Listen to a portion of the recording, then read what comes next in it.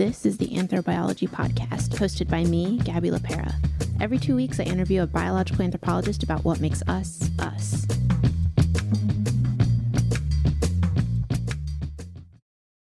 Hello, everyone. Welcome to another episode of the Anthrobiology Podcast. Joining me today, I have Dr. Nicole Iturriaga from UC Irvine. Hello, how are you?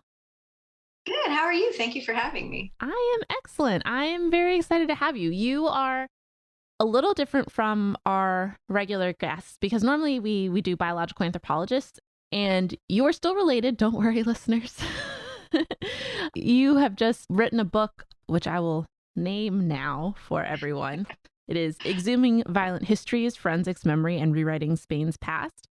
And so just from the title, like, obviously you've spent a lot of time around biological anthropologists, but you have done basically an ethnography of biological anthropologists working on Spanish Civil War mass graves, essentially.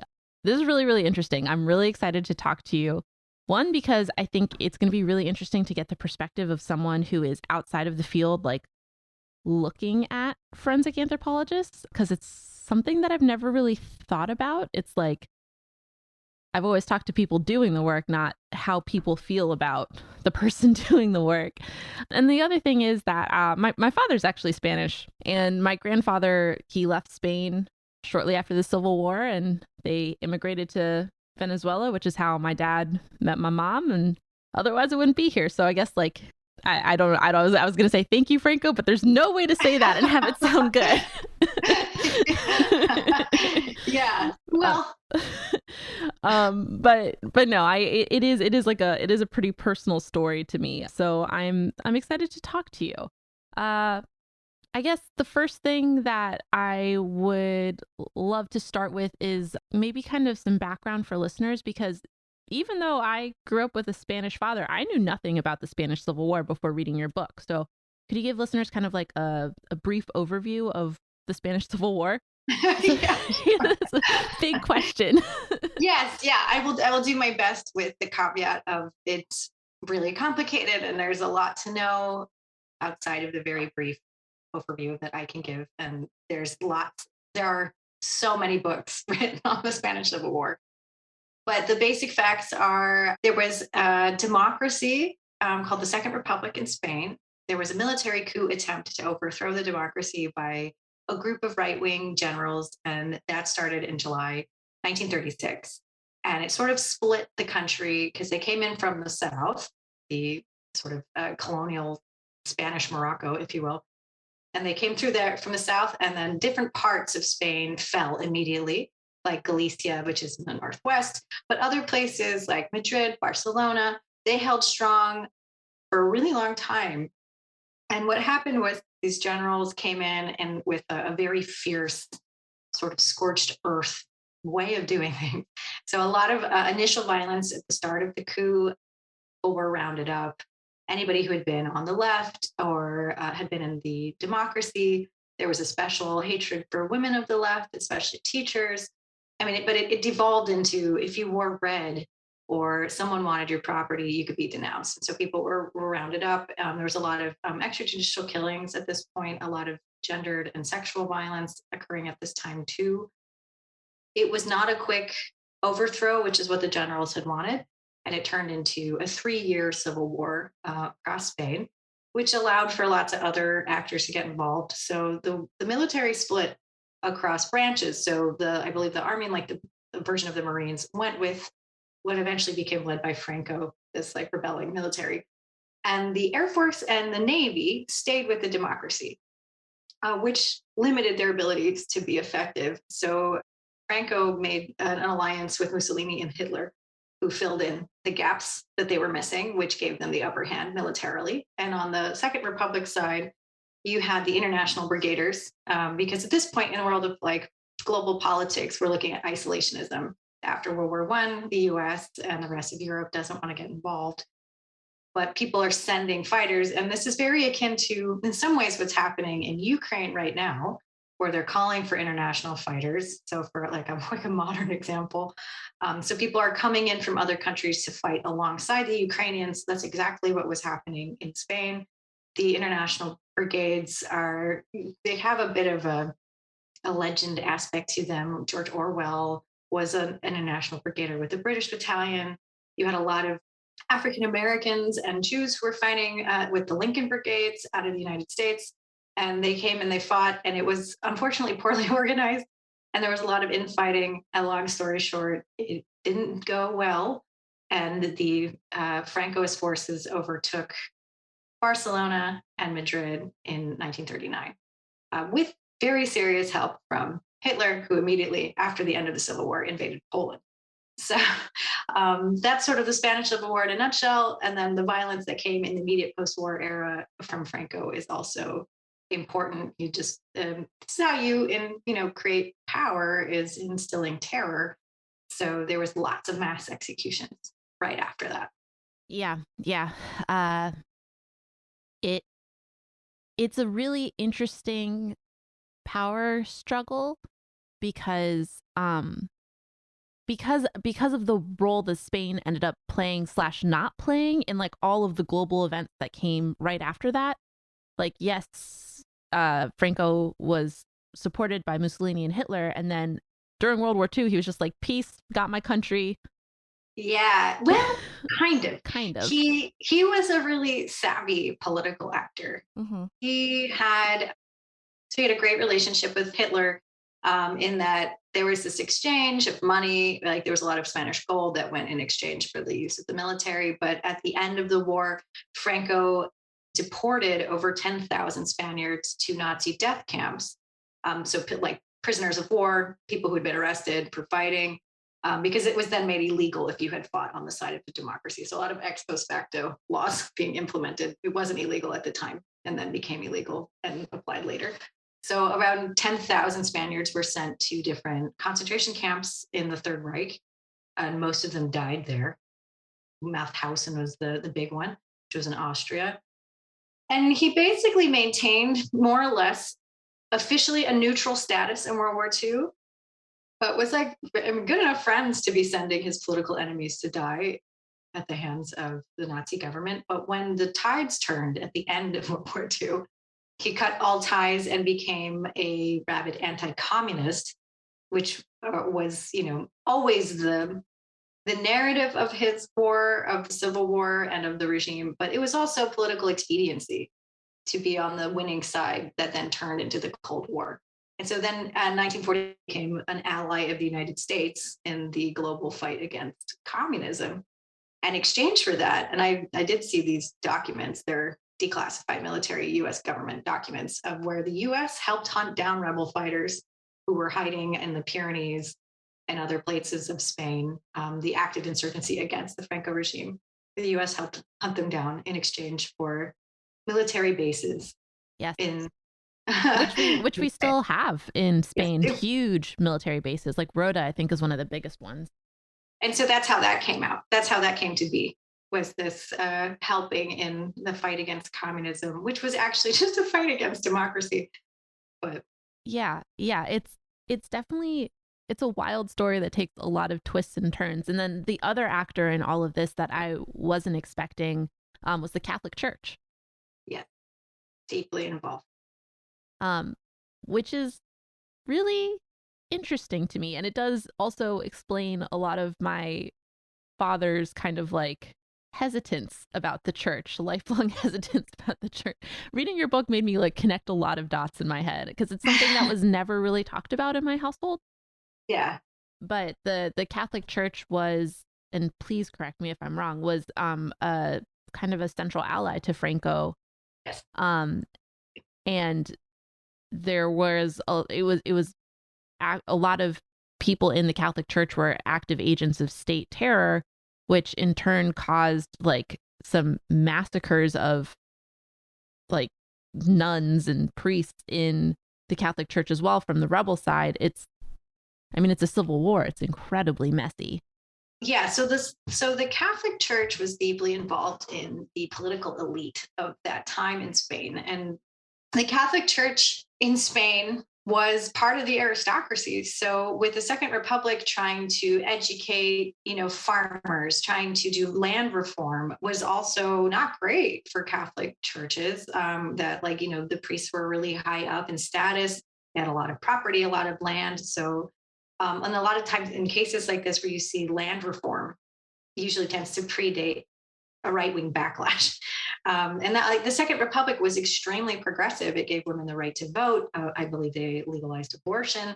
They were doing extensive agricultural reforms, redistribution of wealth, taxes, things that would really, the Spain that existed before that was basically feudalism, and the Catholic Church was on top of that hierarchy. So this was very destabilizing to their sense of status. So the idea of reestablishing their importance in society on top of a religiosity perspective, which really did not include gender equity. This was really exciting for them. Franco was an extremely devout, put that in quotes, person who was very Catholic. I put that in scare quotes because it was, to me, more of a love of power than a love of actual faith. And the Catholic Church, there was some Catholic priests, and I would like to say that on all sides, there's always people who are on the side of people and not on power trips. But in the Catholic Church, the majority, there was a really big emphasis on trying to root out opposition. There were stories of priests using confession as a way to get information. Heard lots of stories of priests actively killing people or torturing people, stealing property from people during the war, after the war. After the war, mass became compulsory. Priests would take note of who was present and who wasn't and would inform. This is also how you get a baby trafficking scandal out of this time period. So at this point, women weren't giving birth in hospitals. They were giving birth in like local birthing centers that was run by the Catholic Church. And if you were a leftist, or you were known to have leftist politics, or you were in a situation that the nuns didn't like, this was also the time where they tended to drug women when they were giving birth. They would switch out the baby, or they tell them they died, and then they would adopt them out to good Catholic families who can have children, which devolved into just selling children. And that went on into the 80s. And that recently only broke in Spain in the last like 8-10 years with a deathbed confession.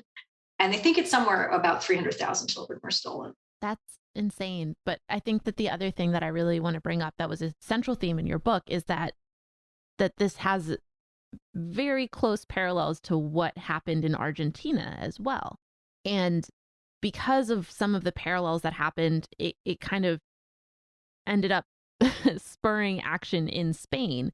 So for listeners who don't know, there was a fascist in Argentina. His name was Pinochet. And there were hundreds of thousands of, they called them desaparecidos, disappeared peoples. And the reason, coming back to biological anthropology, once Pinochet was gone, American anthropologist Clyde Snow, who's kind of a big deal in the field, I'm not 100% clear on this, why, but he somehow made it down to Argentina, and started helping identify people in mass graves, and he started training local anthropologists in Argentina, and they created this like very interesting forensic anthropology / activist kind of organization that has then gone on to help other countries who have had, I guess, similar. It's kind of this reminds me of that Chekhov quote that all happy families are happy in the same way, all unhappy families are unhappy in different ways. But ultimately similar situations where you have mass graves and like people who want to identify family members.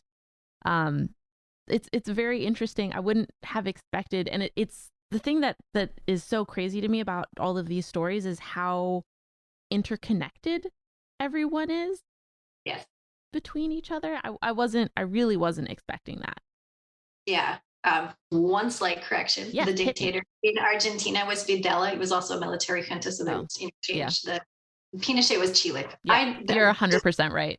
My dad's Chilean. So, like, yes, they all came around the same time. So 100%, they're more or less interchangeable. But Yeah, the Argentine forensic team, the LAF, as they go by their Spanish acronym, started by Clyde Snow, who was invited down there by the transitional government in 1983. And he was like pretty famous for identifying the skull of Dr. Mengele in Brazil and mostly other trauma like airplane crashes and stuff. And he would just happen to be really well known. And they originally wanted to send Eric Stover and he couldn't go. So he asked Clyde Snow to go instead, which like imagine if not, not that Eric maybe wouldn't have started this, but like one of those like multiverse options of like what if Eric had gone, like would have that have changed life. But yeah, I mean it's crazy how, so if you think about the connections between Argentina and Spain, the so Perón, right, Evita the musical, Yeah. he when he was overthrown he went and hung out in Spain for like decades. And he got to go there because when Franco took over, he was such a terrible policymaker in terms of, agrarian reform. He plunged the country into a terrible famine and needed help. And so, Peron, likening himself after a Mussolini type person, was like, we'll save you. We've got a ton of grain, and sent all this food and resources to Argentina, from Argentina to Spain. And so then when he needed to go somewhere and he took all the gold with him, as dictators tend to do, ran off to Spain. And when he came back and he got elected in Argentina, he lived for a couple months, dies. And that's where you get the start of this like purging of leftists that then turns into the dirty war, where you have 30,000 desaparecidos in Argentina and a baby stealing campaign. And it's sort of like there is this sort of trickle down of policy and idea that came from Spain directly to Argentina. Yeah. And then in turn, after Franco left, this movement in Argentina to help identify the desaparecidos and that are helping to disentangle where all of those babies went, ends up influencing what happens in Spain. Yes, yes, yes. So this global movement of what I call forensics-based human rights that gets started in post-authoritarian Argentina is slowly globalizing and moving around, right? They started in the Southern Cone. The Argentinian team is really focused on like a South by South approach of the global health, the global South helping each other outside of the state and outside of North American influence, which is also reflective of like Cold War policy and infiltration from CIA. And there's lots of reasons for them to be cautious of the global North. And then eventually, with the crisis and wars and genocides in the Balkans, that sort of hops back into Europe and then slowly makes its way to Spain. And Spain's, I think, one of the more interesting examples of where this movement has really taken hold because of the age of the violence and how long ago it was and how long ago the transition was to democracy, which was in the 70s. Most of the other cases are within the last 30 years at this point, maybe 40 years. But, the civil war in Spain ended in 1939. So it's a sort of a standalone case in terms of just how much time has passed. Yeah.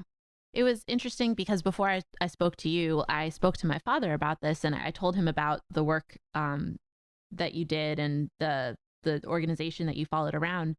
And his initial response was like, but why would anyone want to dig these people up? They're just opening old wounds and they're making it impossible for people to move forward, which is I can see you smiling and nodding because this is something that comes up in your book over and over again. And it was interesting talking to him after having read your book because it was like I could see echoes of everyone you talk to in him. Yeah. And I think that is a worthwhile question to ask. Like, is digging up these people helpful to Spain today? I think the way I would answer that is like, well, what's the motivations for doing that in the first place? If you go based off of family members of these long missing people, they would tell you that these wounds had never been closed in the first place. So opening up old wounds, they were never closed to begin with. If this was in your family, if you're looking at it from like a post-transitional justice perspective, this is actually representative of a healthy democracy, a stable one at that, because as the literature on post-transitional justice would argue, is that like you're actually in a healthy place if you're willing to go back and really take a real look at the compromises that were made during a transitional period and push for a better, healthier democracy, which I think one could very well argue would include making sure that there aren't tons of mass graves dotting your countryside, and that those are able to be reincorporated back into the citizenry as opposed to pretending like they don't exist. So I would say this is actually a very good symptom of a healthy democracy that's willing to like look at its past, acknowledge it, and try and restate its own principles and beliefs. And in terms of the families, I think there's something very powerful, even if they had no relationship to the person who died, because at this point, most of them didn't. You'd have to be in your 90s to have known a victim from the Spanish Civil War. But for those who are, like I'm thinking of Ascension Mendieta Alcala, and she was a woman whose father was killed in that immediate post-war period in 1939. And all she wanted her whole life was to get her father's remains back and reburied in a way that wasn't dictated by the men who murdered him. And she was able to accomplish that before her own passing in 2019. And it was extremely cathartic and important. And she was able to be buried with him, which was her ultimate dream and wish. And I don't think denying that to someone is, well, I was gonna say, I don't think it's cool and I don't think it's kind, but I think it's extremely important to not deny the fact that these wounds are very much in the lived experiences of direct victims, but also family members who didn't know. The anthropological literature on death rituals is extensive, and I think it's as close to a cultural universal as we can get. Almost everywhere has an idea that we have an obligation to our dead. I start my book with a quote from Antigone, the play from Sophocles, which is all about I'm going to go bury my brother, even though it's against the law. And even if it means I'll die. And it's like these are very old themes of feeling obligated to bury our dead. Yeah. It's something that we think about a lot in anthropology too, especially in paleo stuff. One of the things that's most interesting, both to people outside the field and people inside the field, is how our ancestors chose to bury their dead, or if they chose to bury them. And some people feel that that's like one of the indicators of like things changing for humans as a species, or Neanderthals, Right. or whatever. It's super, super interesting.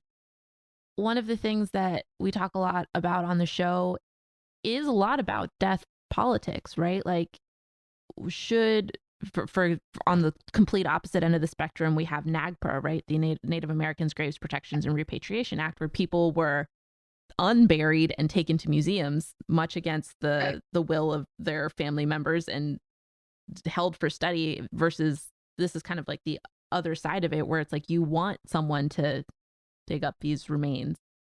One of the questions I have for you is, what was it like kind of on the ground? Because like you were there watching some of these exhumations. What was it like being in these places where presumably there's kind of like a mix of people walking by who had potentially different opinions of what was going on? Yeah, and I also want to add that I got thrown in as like working as a sort of forensic archaeologist. They use volunteers to give you a crash course, and so like I have like probably over a year of technical expertise in fieldwork, which was really fun for me, having not come from that kind of world. But in terms of like people walking by, it was, so my positionality as like a foreign woman who's not Spanish, but like kind of looks Spanish, has an incredibly Spanish last name, but like, comes from America, but his father is Chilean who speaks Spanish. And like, I was enough of an oddity to not receive. I think it would have been very different if I had been a man. I think it would have been very different if I had had a Spanish family, because they assumed that I had no side and that I didn't know what was going on at all. So I got a lot of people explaining just basic facts to me, which is great as a researcher. You want people to kind of not assume that you're dumb, but like assume that you don't know anything, because then you can get people to just tell you from the get-go what they think you need to know. They don't make any assumptions on your knowledge. And so it was interesting. I think, most of the time when we're in these like really rural areas, there's also it tends to stratify older, because a lot of the younger people have either left the village or are in the capital city or have left Spain for work. So it was a lot of much, much older people who I think were also just really excited something was happening in the town. And it was hard. I think most people that I encountered were freaked out at just the very topic. And I think, in the book, I get into this a bit about like, it was really scary. Scary. The fear is very present. Like, this wasn't even at an exhumation, but I was in a hiking group and with my roommate's mom, and she was like, "Oh, Nicole's here to do this thing. Isn't that great?" And it like shut the conversation down. Like everything went silent.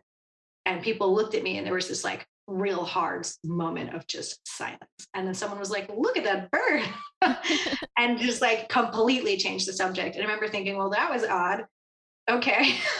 And we never came back to that conversation. Like people just avoided it. And I think that's part of it, is when you've lived intergenerationally with fear and trauma from a dictatorship and a very violent war, that fear maintains for a really long time.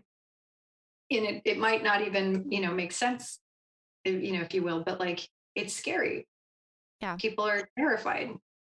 And that does transcend for generations. And I think another thing that you touched on in your book is that there's also some laws that kind of enshrine this like weird silence slash not silence. It's Spaniards. There's one thing I know about Spaniards is that they are going to say what they want to say to you, regardless of whether or not you want to hear it, and they're going to say it in full. They very much think and speak in complete thoughts. Yeah. um, but no, there are also there's this amnesty law during the transition, which I would love for you to speak about, and then also the law of memory, I think Hmm. is translated into English. Hmm. Yeah, I would love for you to speak about that. Yeah, so the pact of silence is what the transition got to be called, because the political elite, so let me back up a little bit. So Franco's regime really like tried to instill, if anything ever happens to Franco, the violence coming back. Remember all the violence, without taking any responsibility for having been the source of violence, other than some of the retaliatory killings that we talked a little bit before about, killing nuns and priests. But like most of the killings were done by them. But the narrative was, and if you have all control, I mean, this is the other thing about a totalitarian regime, they control every piece of information that you're getting. So the narrative there was like, well, you're lucky because we're the only thing keeping you from that violence and all those people dying. Remember how terrible that was? It could come back any moment. So that's totally internalized. Franco dies in 1975, and his chosen successor had recently been blown up by ETA, the Basque separatist group. The very dark Spanish joke there is that he was the first Spanish astronaut because ETA put a car bomb and his car flew over a wall. So dark humor. That is a very Spanish joke. It is a very Spanish joke. And I'm getting ahead of myself, but he's buried in the same cemetery that Franco is now buried in. It's like a fascist dictator cemetery. um, anyway, so the transition political elite had this in mind of, oh, the violence could reignite at any moment. What can we do to prevent that? And so they passed a series of laws. And basically, what they did was they took the institutional political structure of the regime and they just sort of moved it over. And that included all the people of the regime. So the same judges, prosecutors, police, everybody just moved over. Like there was no purging, like if we think back to the Iraq war and they're doing the bathification where they're removing everybody, that did not happen. Everyone just transferred over. So the superstructure of the regime is now the democracy. And then they also passed the amnesty law of 1977. And that was actually for two reasons. One was to give blanket amnesty to everyone in the regime, but also that post-war period, Franco sent a lot of people to long-term imprisonment So we're talking 40 years of having been incarcerated. People were still in jail from 1939 in 1975. So like, it's a long time to have political prisoners, basically. So the amnesty law was trying to get those people out of prison as well. So the amnesty built in this, both sides had their problems, both sides did things where everyone's been forgiven. Again, that completely ignores the total differential of who was doing the most harm. And so it gave total blanket amnesty to everybody. The people who were imprisoned from the 30s were now released. And the idea there of the pact of forgetting was we're leaving this in the past and we are moving forwards. We're never talking about this again. It was kind of like a la la la la, I can't hear you approach to like policy of how do we talk about the past. We don't. And this was seen as the way to transition into democracy. Political scientists lauded this as being the greatest success for transitioning out of authoritarianism and something that was supposed to be emulated. And it was in certain cases, like Chile did exactly the same thing in 1990. You start to see a little change in that with truth and reconciliation approaches, but like transition periods are very Volatile. yeah, and that's the fear anyway, that you have this one little moment of time, but like there's a lot of raw feeling and a lot of raw emotion. Argentina, you had the military was arguing, like, was like, oh, you're going to put us on trial? We'll just overthrow you. You know, so you have a push and pull, and decisions have to be made in sort of compromises. In Spain's case, that transition really maintained itself, the silencing, until about 2000. So 1978 to 2000, you have just like, we don't talk about this. There was a coup attempt in 1981 that, so a group from the Guardia Civil tried to overthrow the democracy to go back to a sort of fascist dictatorship, and they got shut down. And, but like, that was actually that period between like 78 and 81 where you actually start to see the first round of exhumations. They're not scientific, they're commingling remains. The idea was very basic and like, at least they've been reburied with some care and they're all together. There was no sense at that time that you could identify bones because DNA testing was not even on the minds of people. So it was like, well, just move them into a mausoleum together. But with the coup attempt, that ended all those types of exhumations as well, because they had lists of names of leftists, of people that they were planning on doing it all over again. And so in some ways that the violence could reignite at any point wasn't totally you know, there was on some people's radar. And so that, but that scared everyone back into silence. And you don't really see this, as Wilde would call, an eruption of memory until about 2000, 1998, with the arrest of Pinochet. Yeah. I think one of the interesting things too is that the political discourse now has shifted and people very openly call each other, they're like, oh, you're a fascist, or oh, you're a red communist, whatever. Yes, red has been around for a long time. In Europe, it's funny because red politics here would be the opposite in the United States, right? This would be conservative politics. But pretty much everywhere else, red politics means communist or Marxist. But yeah, like a red, calling someone a red or a rojo in Spain is it's othering. It's done a lot of damage. It's a way to discredit people, and they call people fachas in Spain for being fascist. But yeah, and the Vox Party is basically the new fascist party in Spain. Yeah. Yeah. So it's like people say that it's interesting because people are like, we have moved on. There's like a legal, like, we have moved on and we're done with this. And like, we've forget about processing. I think that is like a very 2000s concept. They're like, but it's done. It's done. And the thing is, it's very clearly not. Yeah, well, as an outsider. Absolutely. And the idea of truth and reconciliation and truth commissions does not come into popular discourse until like Rwanda, South Africa.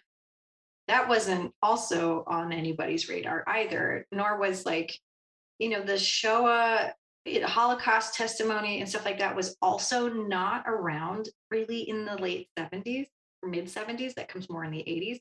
So Spain sort of predates a lot of what we sort of understand about like processing trauma and like trauma informed nothing is what happened in Spain. That was just not even part of any kind of conversations at that time that were at least being heard by any kind of political elite. Yeah. Yeah, definitely. Spain, it's also, I was kind of laughing because I think also of what my friends here think about Spain. And like for them it's like this like very romantic, like they think of Barcelona and like art and churros and like it's in Europe, so it's like quote unquote civilized and I don't know what. And I'm sitting here like thinking like they've got like a wild history that I feel like no one talks about. And there's like huge rural areas in Spain that also no one ever talks about that are filled with like sheep herders, like up in the mountains. There's so Yeah, much sheep in Spain. It's insane. Um and so it many sheep. so many sheep. And it but it's just interesting to me because it's like we have this very different perspective on Spain than like what I would say Spain actually is. Yeah, absolutely. Well, and a lot of Franco kept Spain closed for most of his time in power, and it wasn't until like near the really end that he started to open it up. So if you can imagine, like that means people couldn't leave. They couldn't leave and they couldn't come in for a long time, and it wasn't really until the 70s that they started to open up. And then they started to do like a PR campaign of play sold, like come to the beaches, drink the sangria, ignore the fascism. And I think that's sort of maintained, right? Like they have built their economy on tourism, about coming and seeing flamenco dancers, drinking sangria, and like going to the beaches, La Costa Brava, and all of that, and which is all true. But if you have been to Spain, or if you've been to certain parts of Spain, especially, you've most definitely walked over a mass grave. And that I don't think fits well on a tourism pamphlet. Unless you're into that. But there's a big pilgrim trail, the El Camino de Santiago, that goes across Spain, starts in France. If you've done that, you have 100% walked over a mass grave. It is a wild place. Yeah. Yes, absolutely. I think it's just something to I don't know if keep in mind is the right word because it's like, you know what, it's fine. Like you can have your vacation too. Like that's You okay. can, absolutely. But like if you do that, I would keep in mind that like it is of Spain's, like the government, the state's best interest to not remind you that horrific things have happened there. A really great example, and it's talked about in the book, is there's off of that trail, there's this really beautiful hotel in It's called, I think, San Marcos. It's in Leon. It's right off the Camino de Santiago. It's stunning. But during the Spanish Civil War, it was a concentration camp, and they've turned it into a 5-star hotel. And so you can stay in a concentration camp. And to me, that's wild. Obviously, it doesn't look like a prison anymore. And the only reason anybody like really knows that is because there was a German tourist who went there, found that out, and was furious and sued and won. And so now there's a teeny tiny little sign at the entrance that's like, oh, by the way, like this building's been used for lots of things. And then it has like, different historical accountings, but it has this too. And then it's like, that's how they covered their Yeah. themselves. But Yeah. And it's yeah, if you go to Spain too, I would say that that is the norm, right? Where like no one mentions anything. They're like, look at all these historical things, the yeah, Moors and I don't know, the La Reina and La Principesa and I don't know what. And then just no one talks about like this, like, what, 40-year long period in Spanish history. It's just like right. not really brought up. The thing that I heard a lot was like, our history is very long. There's so many things that happen. Like there's also the Spanish Inquisition. Like if you were in places, there's like Girona is a beautiful town in the Catalan region. That if you go into the former Jewish ghetto, the signs say like, and then they left, without like any any historical context on that. And it always like make me like be very annoyed but laugh like, oh, they left, just decided to leave. Interesting. What happened? But like there's no continuation of that thought, or like, and they sell menorahs and things like that. So there's like this weird There's sort of capitalism of yes, and it's also like a very pointed lack of engagement. Um, that's very interesting. One thing that my father really wanted me to ask you, okay. he was like, do they dig up both sides from the war or only one side from the war? And I was like, both sides. And he was like, ask her. And I was like, I will ask her. They do both sides. However, I would say the way that the association works, the way that most of the teams that work now are based on family request. So, I mean, and I would say that I think the association, even in their logo, it has the Republican flag. So there's but they are more, and I believe they have done more than one exhumation of the other side. It's open to anybody who's looking for someone. Would the families of the other side want to engage teams that have a Republican flag logo? I don't know. Probably, I mean, I would say probably not, but I do know that it's happened. The other teams that are functioning out of like universities and regional governments probably also would do that if a family member was interested. Most of the other side was exhumed by the Franco regime and moved to the Valley of the Fallen, that has about 30,000 bodies.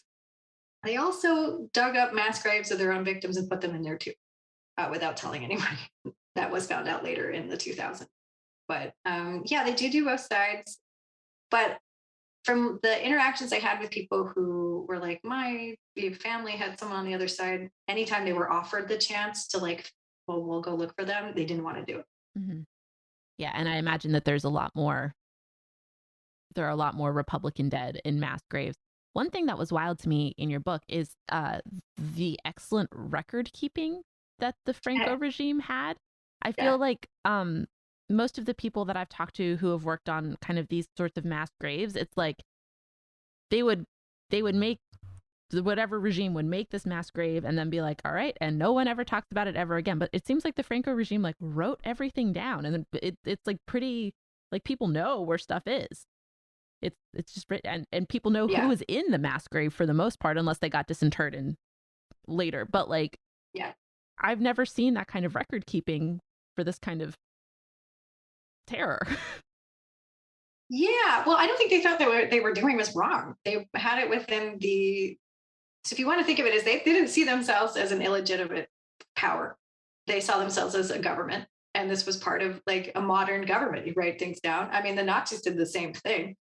They just didn't do graves mostly. They, but you have extensive lists of who went where and like how old, like, so it fits the time period in terms of record keeping. And it also, I think, fits the mindset of they were the legitimate government, and legitimate governments don't need to hide anything. The record keeping is much dodgier if you were killed during the war. The extrajudicial killings of that time are much more based on common memory in a town, which is way less accurate. Yeah. But yeah, we had an anthropologist on who he used to work for JPAC. Mm-hmm. And so he had talked a lot about like kind of local narratives and like trying to figure out like what is actually true and like is this like a really long time ago? Like, and it's hard. Oh, it's really hard. Another thing that I wanted to touch on, because we're slowly running out of time here, is that you talk a lot about the power of science to help people like believe what is in front of them and also kind of process things. And I thought this was a really interesting idea, and especially in the kind of like the moment that we're in now, especially in the United States, where like some people are like, science isn't real. But at the same time, people really do trust forensic science. And it's a lot of the times the same people. And I know that you didn't really study Americans and like how they feel about things, but like the power of programs like CIA, CSI, like CSI and Bones, which I've talked about Bones on the show before and about how helpful it was to explain to people what I was doing in the past, but also how wildly unrealistic it was. Yes. But like those sorts of programs have really kind of made their way into people's hearts and minds, and they trust forensics, which I thought was really interesting. Yeah, this is probably the question I get the most when I'm presenting this research is, how can I argue in a time where science is under full-blown attack that this science is seen as real? Except that it is. I don't know how to explain it other than yes, but like in the book, I get really into like the STS, whatever. But like the short end of that is this is very easy to understand. You don't have to have gone to a university or even be an adult to understand the mechanics of someone shot someone else in the head and then they died, right? Like, and so when you're looking at a cranium with an entry, like a bullet hole, you know a story, right? And so I think that is part of it. I think as opposed to like something that's more complicated, like climate change, that might require a little bit more technical knowledge or critical thinking, you can really just see a whole story when looking at a body and go, okay, that's verifiable, positive science. I see it, I understand it. I also think that the shows like CSI and Bones, besides all the critiques that are out there, has done a tremendous job in introducing these concepts to people in a way that is very accessible and believable, regardless of whether or not that's true. People believe it to be true. And that's the thing. And like I went across different labs. I went to Bosnia, Cyprus, Argentina, Spain, and I interviewed all of these different technicians who constantly brought up CSI as being the thing that really helps when talking to family members. And they're like, it's not always accurate, but at least people understand what DNA more or less can do. They understand that what we're doing, it's much more, they've already been introduced to it. They don't have to like do a crash course in explaining. Sometimes that backfires where like, ground penetrating radar on those shows is shown as like full blown people that you see like hanging as opposed to just like anomaly blip in like a gray screen. But so some of this has obviously been overstated for TV, but I think it's been really, really helpful in getting people to buy into what this says. And I think in terms of so in the STS literature, some people have argued that if the science matches up to your beliefs, you're much more likely to believe it. So like climate change might contradict your political values. Whereas like forensics, especially when it's informing human rights, really hits to very key, almost fundamental beliefs across world religions. Thou shalt not kill is basically across all of the major religions. Don't kill people. And if you do, there should be some sort of form of justice or something. And so forensics-based human rights really allows for this idea of both, right? You shouldn't be killing people. And if they have been killed, they should be returned home and to their loved ones. And we should be able to hold other people accountable. And so I think it really uplifts these values that we say we believe in at a very fundamental level. And so I think that's why people are much more willing to give it the benefit of the doubt as opposed to other forms of science. So I think it's those things. Yeah, I think that's really interesting. I think there's also just a lot of, I think what you said about it being a very visual and very easily understood thing, I think is also very, very true. I would hand people, I used to work at the Smithsonian and I did some interpretation with the public. And you could hand them bones and they would be like so engaged. And then you could also be like, okay, and now if they're holding a pelvis, like if you feel this, it's right here on your body. And they would all always touch, or like if you do this, it's something that it's part of all of us. So I think it's just a lot easier to understand. Even like the concept of DNA, I think is something that's easier for people to wrap their head around because people have kids. Yeah. You know what I mean? We're all related to somebody. This is a lot of really interesting food for thought. Did you get to talk about what you wanted to talk about? Yeah. I mean, I would also just like with the forensic science thing, it's also the science of the state. Mm-hmm. It's what's used in courts of law. And like, we have a tendency to want to believe that our states are using legitimate science, and whether they are or not is a different debate. Again, like I think as a sociologist, it's how people are perceiving things that brings meaning. You have to believe it for it to work. And so people believe this to not have an agenda. It is just science. DNA just tells you who's related to someone else. Yeah. What comes after that is different. And that's, I think, for me, the most exciting point of all of this. Yeah. And then there's that really interesting interplay, right? Because we talked about how like it seems like it's neutral and unbiased and like people like the results are the results. But at the same time, like the organization that you're talking about has the Republican flag in their logo. Right. So it's like there is bias there. Absolutely. Well, I don't believe anything is objective. Exactly. I'm not of that. Oh, no. No. I'm not accusing you of that. It's more like people can somehow manage to simultaneously hold these two things at the same time in their head, which is like they believe that the science is objective, even though it's coming from an organization that like states its bias in its logo. Right. So it's, oh, there's just like so much that you can dig into there. There's a lot, yeah, it's a lot of cognitive dissonance. And I would also say there's lots of other organizations, and even just in Spain, that are, like Aranzadi is out of the University of San Sebastian, and like they don't have the Republican flag, but they're doing exactly the same stuff, right? It's exactly the same process. The science, I think, this is the legacy of Clyde Snow, which I think truly is what an amazing legacy to have.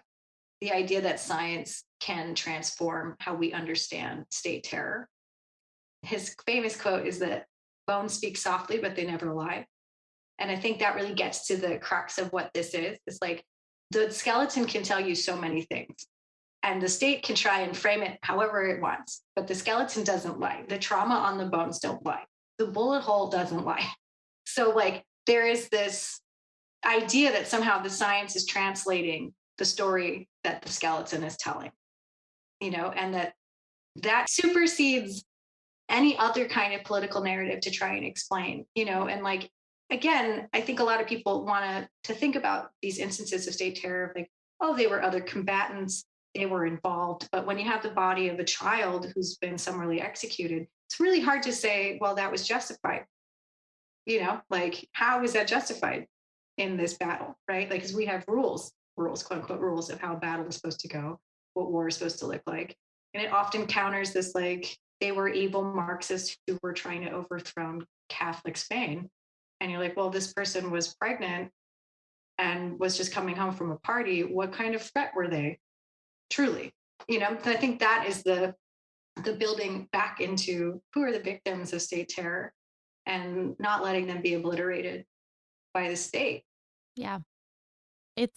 I think it'll be interesting to watch Spain and see what happens, because this is a tension that's very much unresolved. And I don't think that the country has figured out how to deal with like very disparate factions. It's the same thing that's happening here. There's very, very different groups, and people haven't figured out how to engage with each other and kind of like continue to build a society, right? Like, we've reached this point and we just don't really know where to go from here.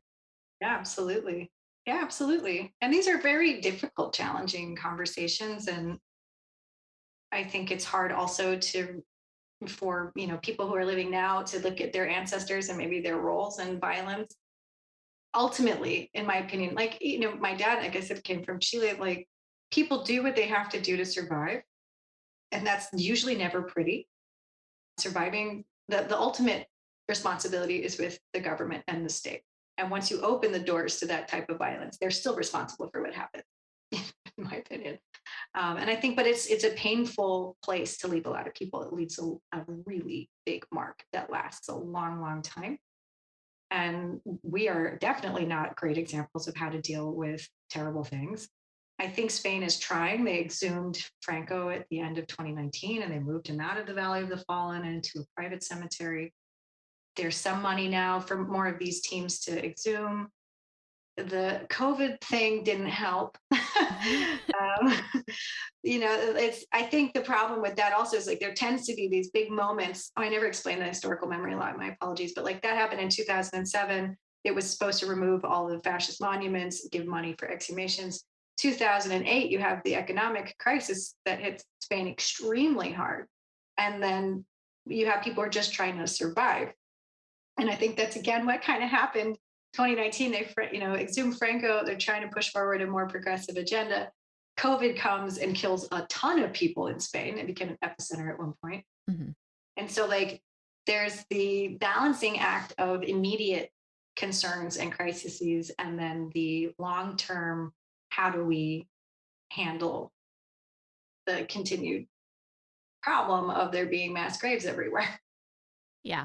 Yeah. And then on top of that, like the existing political division, because like you mentioned kind of in passing, like Basque separatist groups, and then Catalonia tried to leave. Catalonia tried to leave. I was like, Yeah. how do I say that in English? It's funny because I only ever talk about Spanish politics in Spanish with my father. So it's like sometimes I'm like sitting here like trying to reach for words in English, even though I mostly speak English. Yeah, I'm the same way. My brain gets really like confused. Sometimes I just have to stop and be like, what am I saying? Where is it? It's funny because it's like I have so many words for this one thing in like 2 or 3 different languages, and I can't find any of them. Me, it feels like when you're trying to shift a car and it gets stuck, and then I can't move one way or the other. Yeah. Yeah, my favorite is when you end up like describing very silly things, like the thing that you use on the carpet and it sucks things from the carpet, and your friends are like vacuum cleaners. That's the word you're searching for. Yeah. Yes. Anyway, thank you so much for joining me. Thank you for having me. Of course. Well, you're not allowed to leave yet. You have 3 questions you must answer, and then you may depart. The first question is, if people wanted to learn more about your work, where would be a good place for them to start? Well, I have this book that just came out, Exhuming Violent Histories, which you can get basically anywhere online. I hate to say it, it's very easy to get on Amazon, but if you don't want to go through them, there's other places, Columbia University Press. I think also I think it's called Bookshop. It does independent book sellers aggregate site. Mm-hmm. That would be if you're interested in the Spanish work. I also have some standalone articles. I just had an article come out today about thinking of necropolitics as a spectrum. So looking at like COVID deaths as one, at like passive killing versus like active disappearing of people. So necropolitics is one of those theories that I use a lot in the book, which is the idea that the government can kill you. And so that one I would say is interesting. I have a lot of standalone articles also. One is interested, but the book is probably the best place to start. Yeah, I think it gives a really good foundation for everything, and I think it's really well written. It's sometimes you pick up books like this and you're like, is this going to be a slog? And it wasn't. So thank you. No, because it can be hard. It can be hard when there's like very technical academic language, but it was, I thought, exceedingly well written. Thank you. You're welcome. I appreciate that. Of course. Well, you're in it to yourself, and so like I don't have the distance from it. It's so for me, I'm like, well, it makes sense to me. Good luck, everyone else. I hope it's readable. Yeah. No, I think if you have even kind of like a basic, like freshman year level understanding of like theory, I think that you're good. And when I say theory, I just like mean very general theories. Like sometimes people form governments and governments do things because you do a good job of explaining all of the smaller components therein. Second question, what are you reading for work right now? Well, I have 2 big projects I'm starting. I'm going to be going to Tulsa, Oklahoma. So it's a sort of a variation of forensics-based human rights with Black Wall Street and the massacre of 1921. So very similar to Spain in some of the key historical details. Obviously not the same, but I'm going to go see. So they're doing exhumations from that massacre. They have been for the last year. So I'm going to do some interviews there. I'm reading some stuff by Scott Ellsworth called Groundbreaking, just to get me ready to go on that trip. I'm also starting a second book project on border surveillance technologies and biometrics. So I'm reading a lot of reports, mostly about border surveillance and how that's creeping into society. And we should really all be very concerned about that. Traffic is fun. on the other side of the like creeping anxiety that you've been describing to me, what are you consuming for fun right now? I'm one of those people that like, I'm not someone who has to like pick up a book, and I have so many books I'm currently reading. I'm reading Women, Girl, Other right now. One of the novels I'm reading. I also just started Joan Didion's Slouching Through Bethlehem. And I'm reading Be Loved Now by Ram Dass, the more spiritual side. Yeah, I totally get it. I was reading your book, Exhuming Violent Histories, but I was also reading Emily St. John Mandel's Sea of Tranquility. She wrote Station 11, which I really loved. I love that book too. Did you see the show? I did not. I haven't seen the show yet. very different than the book. Just imagine it's of the same universe. Okay. Well, so that was the interesting thing about State of Tranquility, is that it pulls together a lot of different characters that she's already written about. Oh, interesting. Which I was not expecting. So if I would maybe read The Glass Hotel first before reading State of Tranquility. Okay. Or not. I think it would be fine either way, actually, because of the way that she's brilliant. Yes. Yeah. Gosh, what a mind. Yeah.